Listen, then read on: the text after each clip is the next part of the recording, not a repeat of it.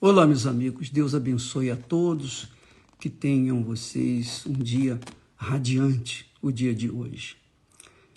Mas isso só é possível quando a gente realmente tem o Espírito Santo, né? Só o Espírito Santo é capaz de nos dar uma vida de abundância, uma vida com abundância, uma vida satisfeita, uma vida que atenda às nossas necessidades, não aos nossos desejos, não aos às nossas cobiças, não. Só o Espírito Santo que atende com perfeição às nossas necessidades, não aos nossos desejos. Então, que o Espírito Santo venha agir, iluminar o entendimento de todos para que todos entendam. E não, ontem nós falávamos a respeito de que existem muitas pessoas, muitos crentes incrédulos, endemoniados por esse mundo afora, em todas as igrejas, muitos. Existem também muitos pastores, auxiliares, muita gente que também não é liberta, são perturbados mesmo. Tem sim, em todas as igrejas. Mas não é isso que eu quero que vocês, não é isso que eu quero passar para vocês. Eu só quero que vocês venham pesar, avaliar, analisar, examinar-se. Paulo fala, antes da Santa Ceia, ele disse: examine-se vós, examinai-vos a vós mesmos, e cada um coma do pão e beba do cálice de acordo com a consciência. Examine a sua fé, porque se você não tem certeza da sua salvação, é porque você não é salvo ainda. Quando a pessoa tem o Espírito Santo, ela tem certeza absoluta, ela não é fanática, não, ela tem os pés no chão, ela é temperada, ela é equilibrada na fé, ela não é fanática por A, B ou C, não, ela é uma criatura equilibrada, ela pensa, ela pesa, ela avalia, ela então vive de fé em fé e pela fé. Mas eu queria que vocês soubessem, eu estava ontem escrevendo e falando e pensando sobre esse texto que nós vamos falar agora. Você sabe que um dos textos mais conhecidos de toda a Sagrada Escritura é de João, João capítulo 3, versículos 16, que diz assim, você conhece? Porque Deus amou ao mundo de tal maneira que deu o seu Filho para que todo aquele que nele crê não pereça, mas tenha a vida eterna. Você conhece esse versículo, né? João 3:16. Mas no mesmo autor, quer dizer, no mesmo escritor que foi João, também lá no versículo 36, no mesmo capítulo, no último versículo, diz o seguinte, olha só, presta bastante atenção. E eu falo isso para que vocês não venham brincar com a fé, não venham brincar com igreja, não venham brincar de religião, não. Olha só, o versículo 36 diz assim, aquele que crê no Filho tem a vida eterna, mas aquele que não crê no Filho não terá, ou melhor, não verá a vida. Não verá a vida. Lembra que nós pregamos ainda essa semana passada sobre Nicodemos? Jesus diz que quem não nascer de novo não pode ver o reino de Deus. Aqui o próprio Senhor Jesus fala também para todos quantos têm juízo, para ouvir, obedecer e aplicar em suas vidas. Aquele que crê no Filho tem a vida eterna. Mas aquele que não crê no Filho, que é Jesus, não verá a vida eterna. Mas a ira de Deus sobre ele permanece. Olha só. No versículo 16 fala sobre o amor de Deus. Aqui fala sobre a ira de Deus, para que permanece sobre aqueles que não creem. O que me faz incomodado é ver tantos crentes incrédulos, desgraçadamente. Tanta gente que pensa que crê, que é fanática, gente que abraça a sua igreja ou a sua denominação, abraça a Bíblia como se abraçasse um clube de futebol. Isso mesmo, porque não pensam, não raciocinam, não colocam a fé inteligente em prática, creem só com o coração. Creio com o coração, que é enganador, que é apaixonante, que é perverso, e não creem com a cabeça. Porque quando se crê com a cabeça, com a inteligência, a pessoa não aceita a qualidade de vida, tendo em vista que crê num Deus tão grande, Criador dos céus e da terra. Como pode eu crer num Deus tão grande, tão poderoso, que somente com a palavra criou todas as coisas, e ter uma vida tão mesquinha, tão miserável, tão infeliz? Não apenas do ponto de vista econômico, social, mas espiritual. Eu, por exemplo, uma pessoa que crê no Senhor Jesus com todas as suas forças, de todo o seu pensamento, com todas as suas inteligências, todo o seu coração, tudo.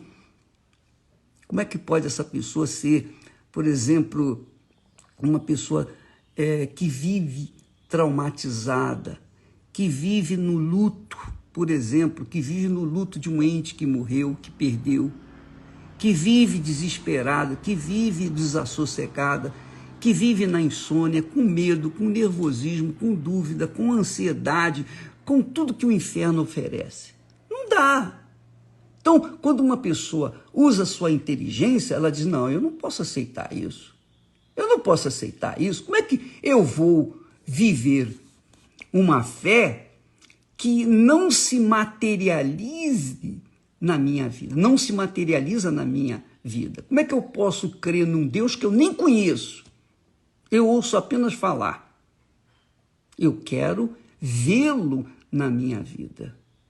Eu quero vê-lo na minha vida. Na paz, eu quero vê-lo. Na alegria, eu quero vê-lo estampando, exalando o seu perfume, levando para as outras pessoas a imagem dele na minha vida. É isso que tem que acontecer. E quando não acontece isso, é porque ela não é salva, ela não conhece Jesus. Ela conhece a letra, mas não conhece a palavra. Ela conhece a letra, mas não conhece o espírito que é a palavra. Então, quando a pessoa vive essa crença fajuta, fake, fé, então, coitada, ela fica enganada. É o que Jesus falou aqui. Aquele que crê no Filho, crê significa casar. Crer não é acreditar. Crer é casar.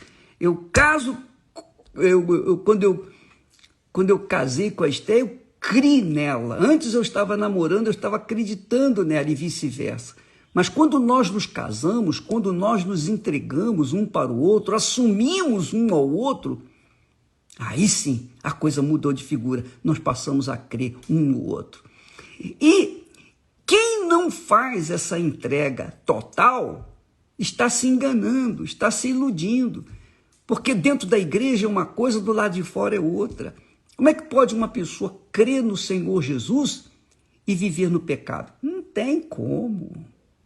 Não existe combinação. Como pode uma pessoa crer no Senhor Jesus, no Filho do Deus Pai, e viver uma vida de pecado, de mentira, de engano, etc. Não dá. Então Jesus diz, o próprio Senhor Jesus diz, aquele que crê no Filho tem a vida eterna. Mas aquele que não crê no Filho não verá a vida, não verá a vida. E é isso que nós vemos dentro da igreja. E você que está aqui me assistindo, você que é da fé, você que é de Deus, você que nasceu mesmo do Espírito Santo, cuide para não se envolver com essas pessoas que nasceram da carne, que estão dentro das igrejas. Porque o diabo chocou seus filhos dentro das igrejas e ele vai destruindo os outros. Tem filhos do diabo dentro das igrejas, inclusive dentro da Igreja Universal, que você pensa que é de Deus, tem pinta de cristão, tem cara de cristão, parece que são cristãos, mas lá fora são verdadeiras cobras, jararacas, são verdadeiras pragas que vêm para destruir aqueles que têm bom coração, que são sinceros. Então, cuidado, você que me ouve agora, você que é membro da Igreja Universal do Reino de Deus, cuidado, mais cuidado dentro da igreja do que do lado de fora, porque do lado de fora você sabe que ninguém quer o seu bem, normalmente não quer o seu bem, mas dentro da igreja você acha que todo mundo é igual. Não faça isso, não faça isso. Jesus diz assim, aquele que não crê no Filho, quer dizer, que não casa com o Filho, não tem comunhão com o Filho, não fez aliança com Deus, não entrou em aliança com o Filho, não verá a vida. Mas, o que acontece? A ira de Deus Pai, obviamente, a ira do Pai, o Deus Pai, permanece sobre ele. É isso aí. A ira do Deus Pai permanece sobre ele. Por isso que eles ficam dentro das igrejas só para destruir os outros, porque eles não entram e também não deixam os outros entrar. Ficam tentando barrar o caminho dos outros. Cuidado, minha amiga e meu amigo. Você vê que nós falamos ontem que há pessoas que se casam só pela internet, né? Não é isso? Casam pela internet e destroem a vida das pessoas. E há outras pessoas que se casam só porque é da igreja, só porque é obreiro, só porque é auxiliar de pastor, só porque é pastor, só porque tem um cargo. Ela não se casa porque é de Deus, que é cheio do Espírito Santo, não.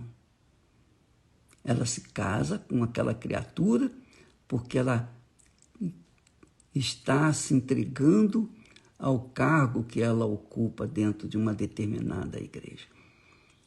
Quando eu me casei, antes eu avaliei a Estel, vi lá a ficha dela, vi a sua família, enfim, eu avaliei, eu pesei, eu pensei.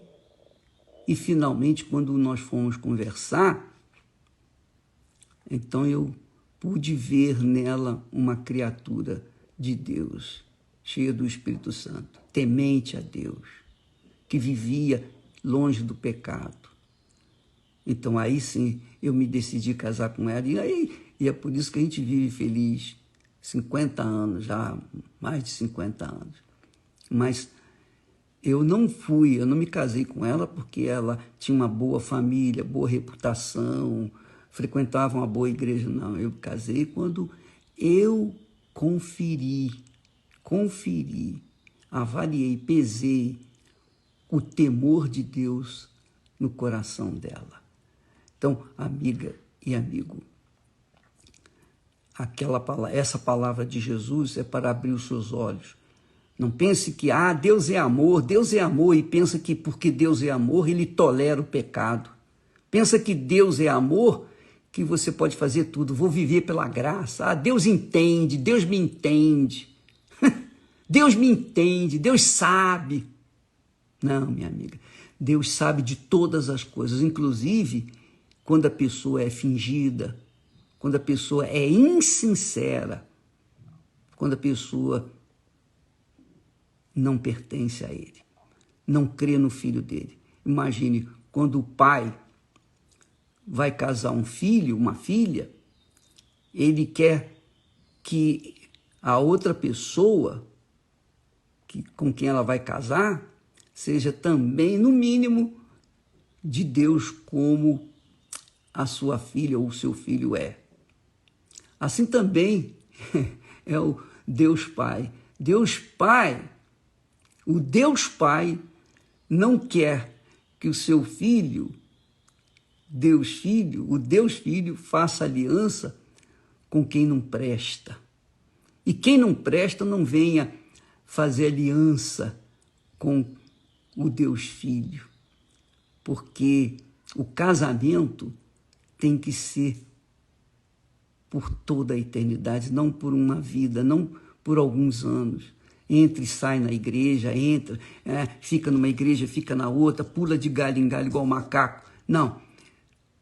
Quando a pessoa é de Deus, então o Espírito Santo vai escolher a pessoa certa para ela. Ela não vai vir ansiosa, preocupada, porque ela sabe que o seu pai vai cuidar dela. Então, isso é uma crença inteligente, racional.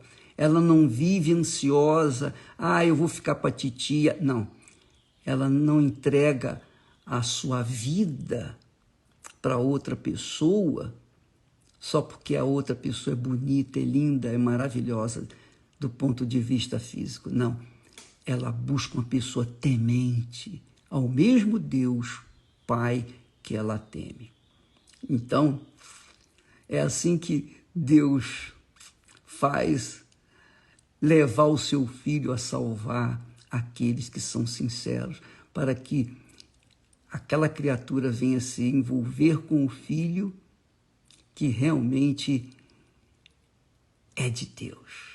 Ela seja de Deus, ela seja temente ao Pai e viva longe do pecado. Mas isso hoje em dia, eu sei que eu estou falando aqui algo que é difícil, muito difícil, mas quem sabe alguém esteja me ouvindo e esteja falando assim, bispo, é isso que eu estou procurando. Eu não quero arriscar a minha vida eterna me casando com qualquer um, me entregando para qualquer um. Não, de jeito nenhum. Então, se você é essa criatura sincera, temente a Deus, cuide, mas cuide com todo carinho, guarde esse tesouro, não o entregue a qualquer um, a qualquer vagabundo, não, apenas aquele que vai conduzir a sua vida ao altar e permanecer com você por toda a eternidade, que é o Deus Filho. Aquele que crê no Filho tem a vida eterna. Mas aquele que não crê no Filho não verá nem a vida, mas a ira de Deus permanece sobre ele. A ira de Deus permanece sobre muitos crentes incrédulos, fanáticos, desequilibrados, que andam dentro das igrejas. Cuidado com eles. Cuidado com eles, para você não perder também a sua fé. Tá bom? Entenderam o espírito da coisa? Entendeu o espírito da coisa? Apenas a título de exemplo, no início da minha carreira na fé, eu não me envolvia com ninguém da igreja, com ninguém. Eu ficava só olhando, só mirando. Quando eu quis casar, e eu estava querendo casar, sabe como quando a gente é jovem, a gente quer porque quer, então eu extrapolei. Aquela menina que entrou na igreja, que eu vi que era fiel, participava, que era de Deus, eu pensei que era ela que Deus havia apontado, depois eu verifiquei que não era, mas ela era de Deus e ela continuou na fé. Só que, não, mesmo sendo ela de Deus, não ia dar certo o nosso casamento. Então eu saí fora, porque eu não queria colocar em risco a minha fé. Essa é a realidade. Não coloque em risco a sua salvação. Não coloque em risco a sua crença verdadeira, honesta, sincera. Não coloque em risco aquilo que é de maior preciosidade, que é a salvação da sua alma. Hoje à noite nós estaremos falando sobre isso. Deus abençoe a todos em nome do Senhor Jesus. Amém.